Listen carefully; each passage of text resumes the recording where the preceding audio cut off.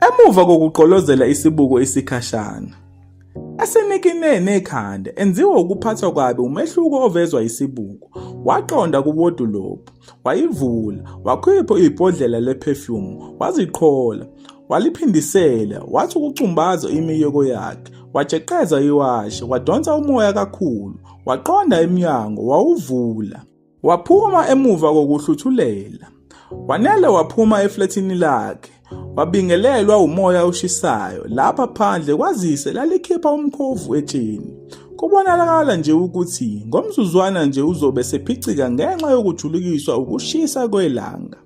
Wathi ayongena ekheshini wayeselikhiphile iduku lesilika elimhlophe qwa. Eselokhu eziphephetha ubala, engabanakile nabantu ayebafice phakathi ababeyibukisisa lencwasimende engene eqede kwathi khafu.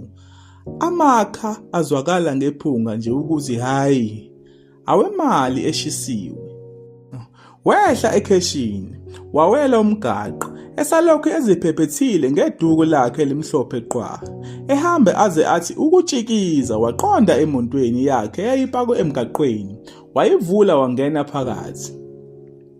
Wehlisa isibuko kancane wazibuka, asesula ubuso obungenalutho.